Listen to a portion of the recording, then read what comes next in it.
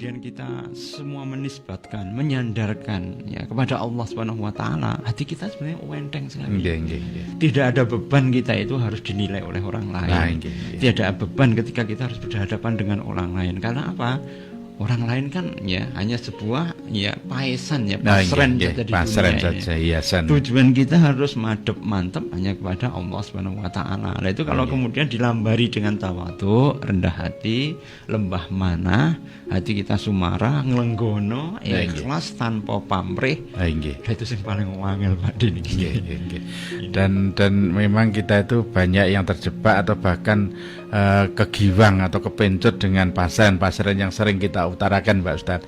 Dan pasren itu kadang-kadang berupa pujian, berupa keindahan, kadang-kadang berupa hambatan-hambatan itu Pak Ustadz.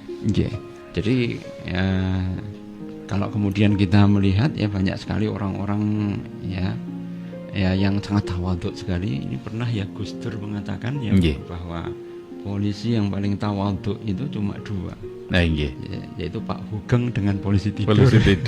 Yang paling jujur itu. Yang paling jujur di Indonesia terutama. Dari tahun 70-an ya beliau itu diangkat Kapolri, menjadi Kapolri. Maka beliau itu turun di jalan. Datang itu ya lebih pagi daripada anak buahnya. Masuknya jam 7 ya. Beliau setengah 6 sudah di kantor.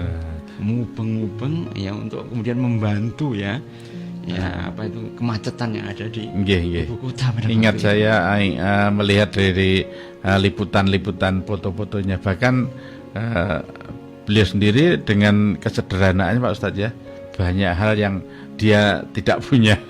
Iya, dia tidak punya. Dia itu suka Hawaiian tahun 80-an ya Pak Ustadz. 80-an. Tapi dia tahun 70 jadi Kapolri itu benar-benar luar biasa.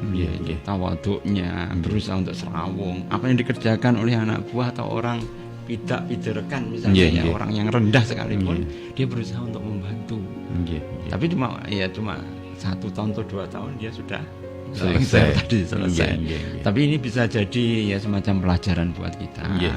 Bahwa kadang-kadang orang tawaduk seperti ini namanya terkenang terus ya. Ya sampai sekarang.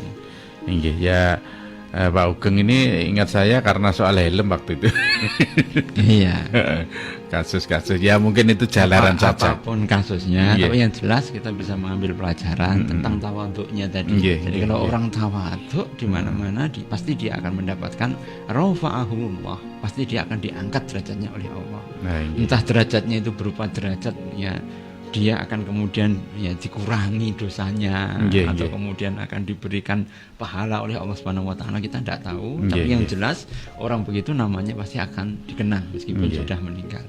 Dan yang kalau orang Jawa itu mengatakan bahwa ada orang yang umurnya panjang itu ternyata bukan durasi dia hidup di dunia, tapi setelah meninggal pun terasa seperti dianggap hidup walaupun sudah meninggal gitu. Ya namanya umur yang barokah.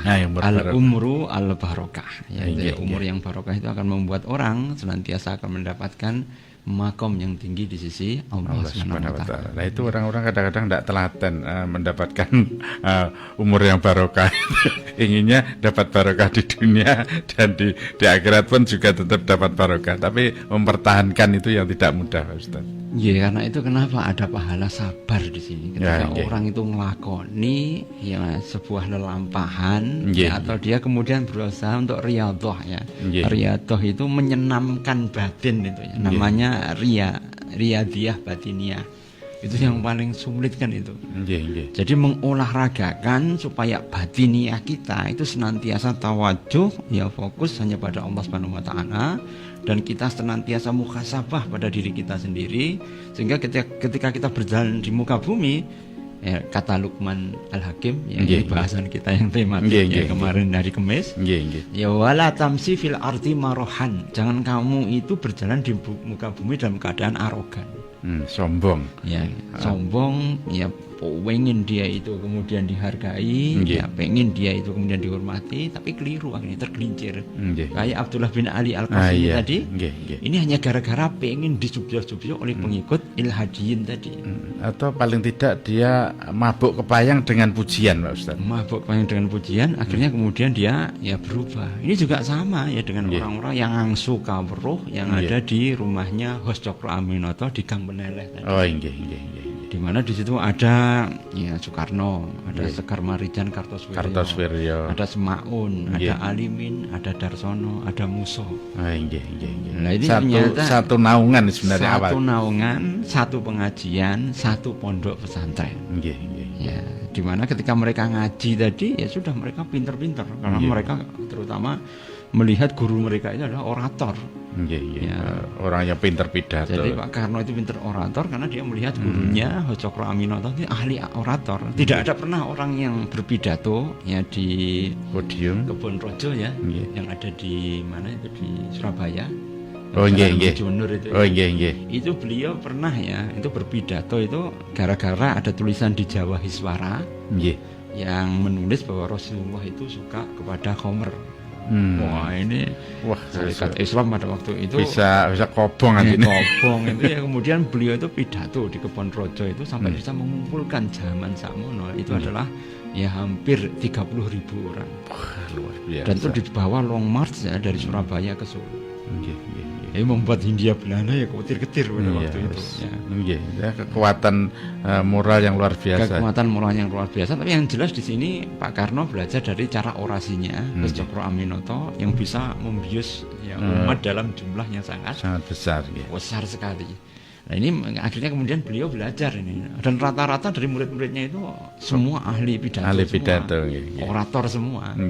Tapi ternyata kemudian Pak Karno menjadi nasionalis, Kartosoewirjo menjadi Islamis, kemudian Semaun, Darsono, Muso, Darsono jadi komunis. Dan ingat saya Bung Karno mau mengeksekusi nandatangani surat eksekusinya Kartosoewirjo, Marijan Kartosoewirjo itu menangis ndak karuan itu. Ya mau dikatakan apa? Beliau itu satu naungan, satu pondok pesantren, satu godaan teman tidur seperti akhirnya seperti itu. Tapi yang lebih ekstrim kan ada yang menjadi komunis. Ya bahkan membuat ontran-ontran di negeri ini. Semaun, Darsono, Alimin, Darsono, Muso ya. Jadi dari 4 tadi, dari 5 tadi, dari 6 tadi ternyata ya yang 4 itu jadi komunis, yang satu nasionalis, dan militan semua, semuanya militan. Nah inilah yang kemudian menjadi contoh buat kita. Bahkan kadang-kadang kalau orang itu nggak suka weruh, itu ternyata harus memelihara hidayah itu terus menerus. Ya tidak boleh kemudian ya hidayah itu kemudian istilahnya wah ya aku cukup dengan hidayah ini. Nah ini nanti akan disindir di dalam surat ya Iqra tadi. Iqra bismi rabbikal ladzi khalaq itu dalam ayat terusannya itu ada ar-ra'a hustaghna. Kalau dia merasa dirinya sudah cukup itu bahaya. Jadi asbabul jahiliyah, penyebab orang itu jatuh kepada kejahiliahan atau jatuh kepada kebodohan, ya kemudian dia berubah cara berpikirnya itu karena apa? Ar-ra'a hustaghna, dia merasa istighna, merasa cukup, merasa sudah sempurna gitu. Merasa sudah sempurna. Ya karena itu kalau orang sudah merasa sempurna, ujung-ujungnya putus asa. Ya ketika Richard Burton ditanya, kamu sudah mendapatkan penghargaan sekian ini, tapi yang dia katakan pada awak media apa? Saya merasa gersang. Karena capaian saya sudah mentok. Tidak ada yang bisa dibanggakan lagi. Semuanya menyanjung, ya, memuja, semuanya memberikan harta berlimpah, corak yang luar biasa. Tapi ternyata itu membuat saya menjadi semakin gersang. Tidak ada nggak ada tantangan lagi. Tidak ada tantangan, tidak bisa menikmati hasilnya. Tidak bisa menikmati hasil. Karena itu kenapa dalam Islam itu ada ibadah siam. Ya, siam itu kan menahan rasa lapar. Nah, begitu kemudian sudah buka, nikmatnya luar biasa. Padahal hanya air putih. Padahal hanya air putih. Hari biasa air putih biasa saja. Tidak dipikirkan. Tidak direken belas. Tapi kalau kemudian orang itu soro dulu, itu ternyata akan mendapatkan kenikmatan yang luar biasa. Jadi mungkin barangnya sama Pak Ustadz, kalau kita lagi puasa itu kenikmatan yang kita rasakan tuh balung sumsum ya, sampai dengan tetes akhir mungkin air untuk berbuka itu kita nikmati. Ya karena itu jangan kemudian kita dunia itu ndak adil. Wong iki kurang ajar. Kelakuannya kok iso malah penak. Kok malah kelihatan enak. Enggak dibayangkan bahwa sesungguhnya Allah menyiksa dengan hartanya. Takut kehilangan. Ya, emosi, gampang marah, sensitivitas tinggi. Ya karena apa? Takut nanti akan berkurang.